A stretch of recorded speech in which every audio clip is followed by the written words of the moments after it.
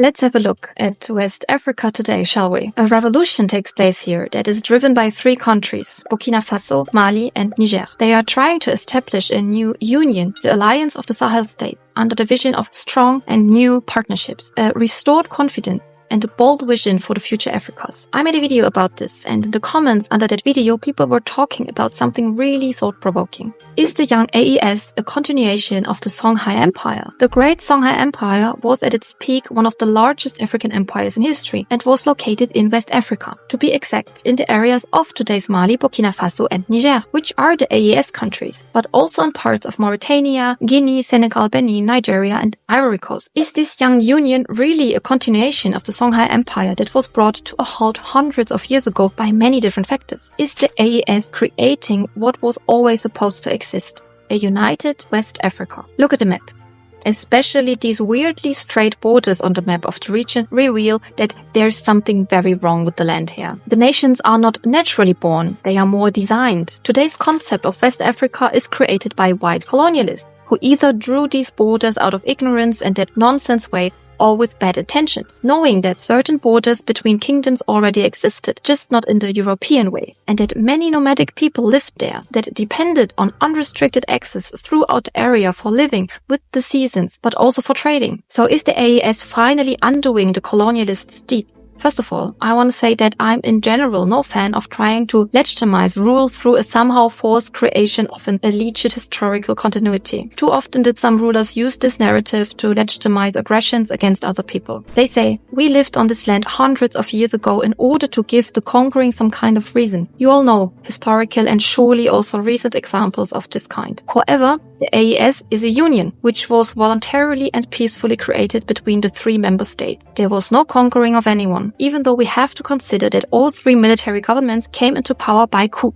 And at this point, we can actually already start searching for continuities or discontinuities in comparison to the Songhai Empire. I want to put emphasis on the fact that something new like the AES can achieve and may deserve legitimization even if they are not taking it from history. So let's do this, starting with having a look in the past. The West African region saw the rise and decline of many empires and kingdoms. There was the long-lasting Ghana Empire, Marshall Soso Empire, the influential Gao Empire, which was conquered by the expansionist Mali Empire, just to name the most significant ones. The rise of the Songhai Empire after them at the beginning of the 15th century marked the culmination of centuries of political, economic and cultural evolution. And in the same time, it reflected the cyclical nature of power in the region.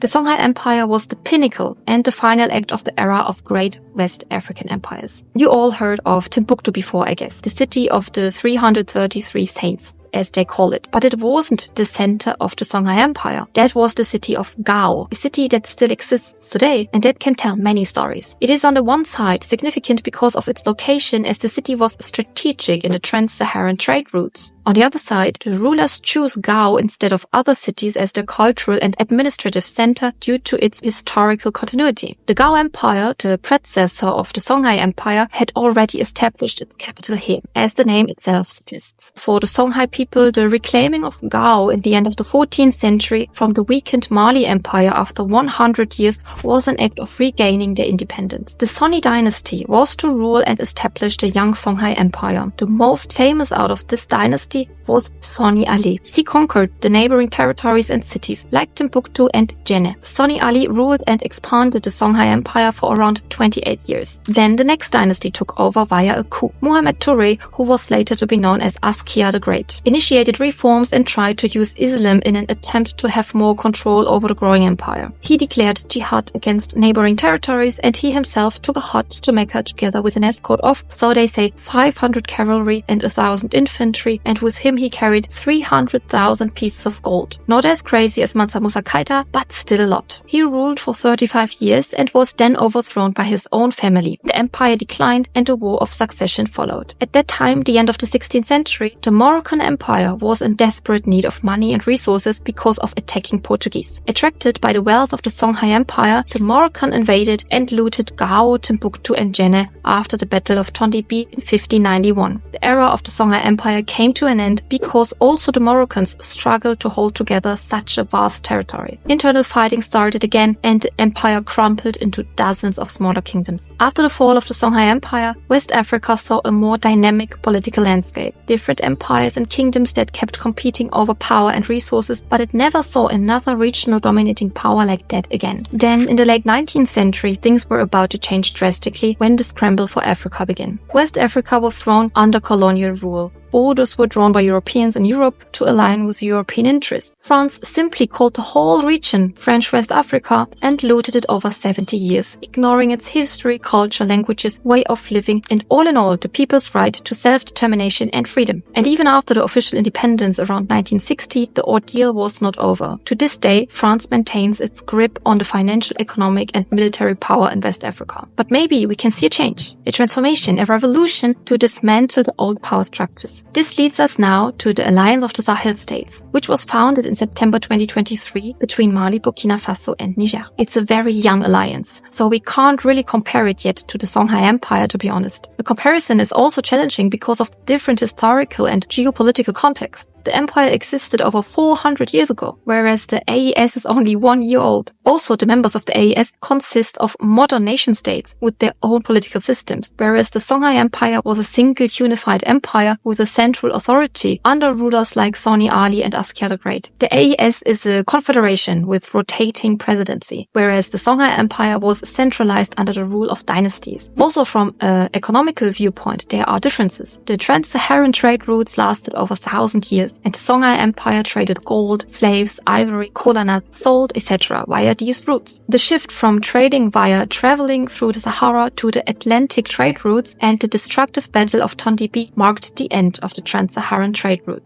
The AES member countries have very different challenges considering the massive changes that the colonial era brought. However, gold and salt are still important trading products next to cotton, uranium and oil. Another difference is the importance and the usage of Islam. In the Songhai Empire, the religion played a big role, especially under Askia the Great, in order to centralize the empire and have better control over the vast area. Even though the AES members have all an Islamic majority, the religion doesn't play a role in the union. The AES is getting its raison d'être from the same reason that destroyed the Songhai Empire: external threat. The Songhai Empire was destroyed by a Moroccan invasion, and today Mali, Niger and Burkina Faso are fighting against jihadist groups that are trying to destabilize the region. The formation of the Union is a revolution, a break with the old order and the former partners, but the countries are not undoing everything that happened in the last 100 years. They are kicking the Americans out of their military bases and nationalize French companies, but they won't redraw the borders or start to conquer neighboring countries. The focus in the AES is on collective defense against a common threat, on increasing their presence on the African stage by talking with one voice and joining forces in their economical development. However, both had in their beginning the dream of independence. The Songhai wanted to be freed from the rule of the Mali Empire, and the AES wants to be freed from the Western grip. There are some practices from the past we couldn't and shouldn't repeat, like the trading with slaves via the Sahara trade routes, for example. However, under the Songhai rule, cultural centers in Gao, Djenné and Timbuktu thrived. It was a place of scholars to meet and create knowledge. This would be for sure something to invest in. Education is always worth the investment. Also, the Songhai Empire had their own currency. It were cowrie shells, I know, but getting rid of the CFA franc and having your own currency can bring sovereignty and trade advantages to the West African countries. To conclude this topic, I would say that all in all, the AES is far away from being a continuation of the Songhai Empire, but there are surely common aspects, like the external threat, which requires joining the defense forces. The Union doesn't need legitimization by searching for it in history. It is a new dawn, and that is good. Being aware and proud of your history can be great, but what happened in history can stay there. The Alliance of the Sahel States has the opportunity to create a strong and united West Africa based on a common vision, and they shouldn't miss their focus now. The Songhai Empire was around 180 years old when it fell. The AES just turned 1, so we have maybe some time to observe before coming to conclusions. Let's hope for the best. Thank you for watching. I hope you enjoyed it. Please tell me in the comments if you liked it and what topic you would like to see next.